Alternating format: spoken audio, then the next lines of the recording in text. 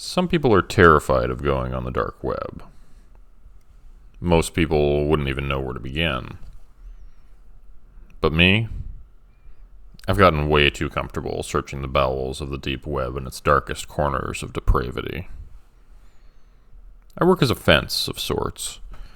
Taking advantage of most people's technical ineptitude, I make a profit from selling illicit items to folks in my hometown.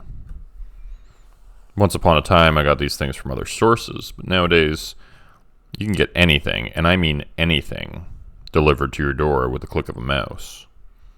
It's cheap, and surprisingly reliable. There's no such thing as morals when you have a job like I do, selling all manner of questionable items. I guess because of that, you could argue I deserved what happened to me. I was sitting in my home office feeling bored and lonely. Having a 2-story, 4-bedroom house with a giant backyard is kind of pointless when you have nobody to share it with. And the thought occurred to me again that I should get a dog. People on Facebook and Instagram had dogs, and they all looked content and happy with their lives, out in the sun playing frisbee and rolling around on blankets in the grass. Why couldn't that be me? It had been a while since I'd had a real girlfriend, too, so the thought of using the pooch as an icebreaker for talking to women also crossed my mind. I got up the courage to finally do it. Then and there, deciding to get a puppy that I could raise to be a loyal and faithful companion, and to share my big house, which felt so empty. Without really thinking about it, I did what I always do when I want to buy something. I opened the Tor browser on my laptop and went to my favorite illicit site. For some reason, the idea of going to a normal website or to a breeder or pet store, didn't cross my mind until later. In retrospect, that would have made a lot more sense. I typed in dog in the search bar, but only one ad came up, and so I clicked on it. Puppy for sale. Purebred Southern Wolfhound. $500 USD. Will deliver. There was a picture of a very cute little black dog.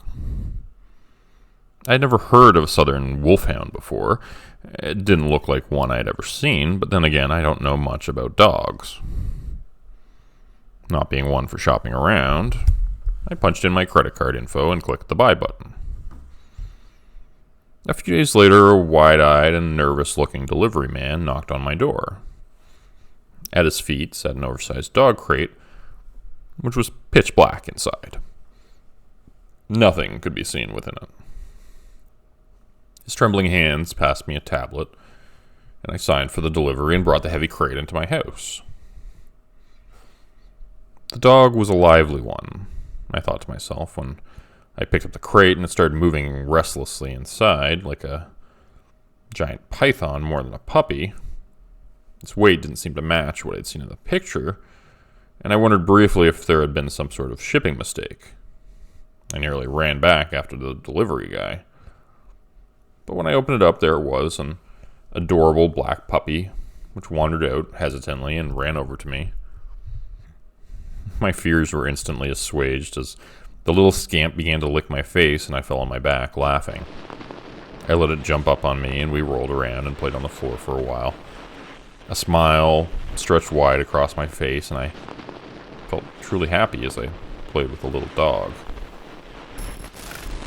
I took the puppy around the house for a tour, showing him the upstairs first, my bedroom, and my office. He sniffed around the guest room and another that was for storage. I showed him the basement and the little bed I had bought for him, which he didn't seem particularly interested in. The strange thing about the puppy was his weight. He was a hefty little guy. When I tried to pick him up, I couldn't. He weighed a ton. It didn't make any sense. The more I thought about it, the more it made me feel uncomfortable and jittery. Like the dog was a hole in the universe leading to some other reality. A black hole to some dark place that I didn't want to see. Trying not to dwell on that thought too much, mostly because it made me feel like it was going to turn into scrambled eggs if I did, I decided to take my new puppy out for a walk at the park. I tried to put the leash on him that I had recently bought, but strangely it never seemed to fasten quite right. It was like the collar was too small for him, but it wasn't. I could see that clearly. My mind felt fragmented and wrong as I struggled with it, seeing two realities for just a split second. In one reality, I could see my puppy, but the other image was like a piece of rogue glass in a shattered mirror, revealing a tremendous wolf-like hound. Its fur missing in places, bone and exposed muscle peeking out from beneath its haunches and ribs. The beast's unknowing, ancient face, full of sharp teeth, bared and snarling at me.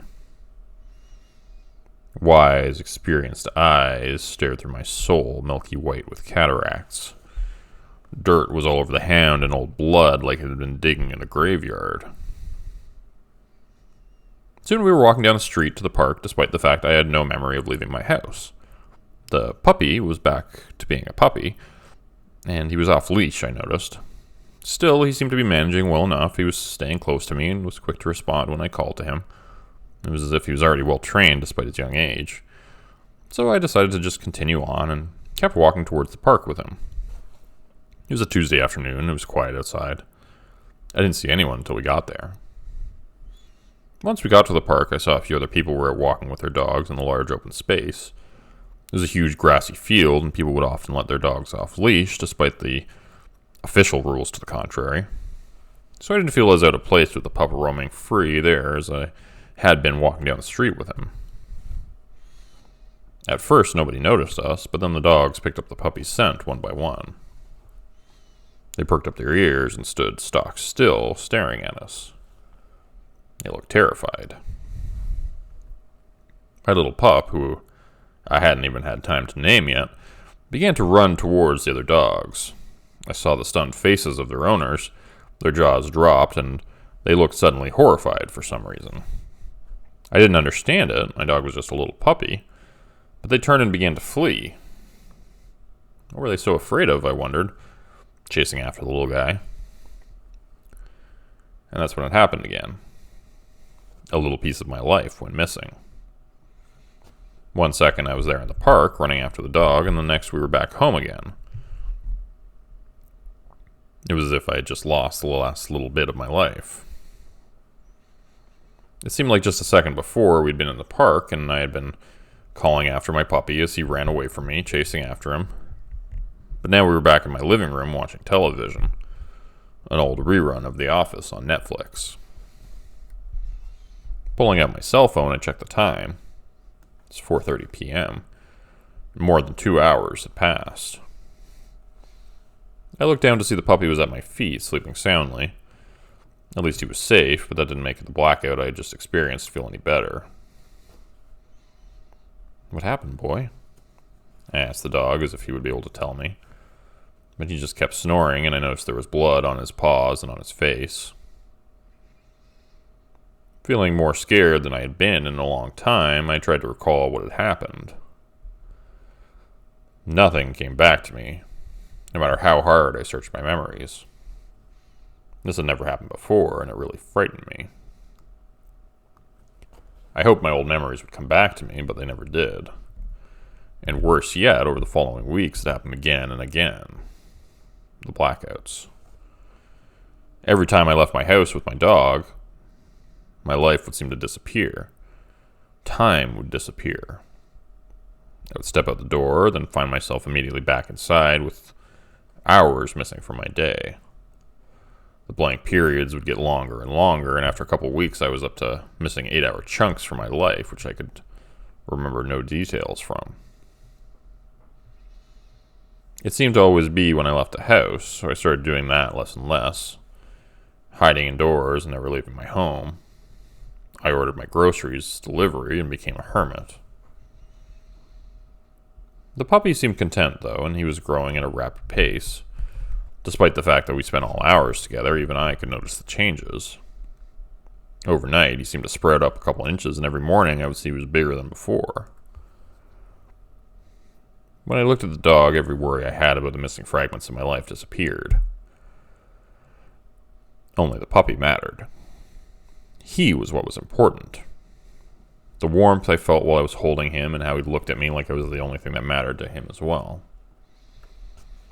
Eventually, my friend started to get concerned about me. My old buddy Tom called, saying he hadn't seen me for a while. I told him it was fine, I just didn't want to leave the house because I had a new puppy. Telling him the truth, well, that didn't occur to me, but maybe I should have. Maybe I could have prevented what happened next.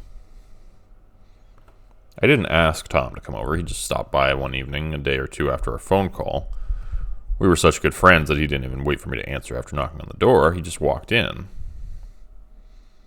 The dog had grown considerably by that point. He stood up at attention when Tom walked in, and the wolfhound immediately bolted for the front door. My old friend was halfway through saying hello before he began to scream. Again, the world fragmented and split, and I saw two versions of my dog. One of them was the cute little guy I knew and loved. The other was a decaying graveyard hellhound I had glimpsed before. Massive and mangy, missing bits of flesh and fur, and eager to attack. Before Tom had a chance to run, my dog was on him. The hellhound was on him. He jumped up, knocking him to the ground. Quickly, he was on his neck with his paws and ripped out the flesh from his face while he screamed and clawed at the door, trying to escape. I ran over to pull the dog off my old friend. When I reached out to grab him to try to stop him as he tore muscle from bone and gouged out Tom's eyes with his teeth, he snapped at me. The sharp teeth scraped off my fingers, and I looked down horrified to see a glimpse of my own shiny white phalanges staring back at me.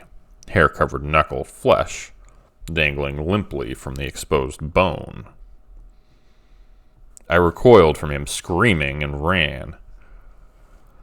Tom was already dead by the time I got upstairs, his own screams cut short as the evil wolf ripped out his larynx.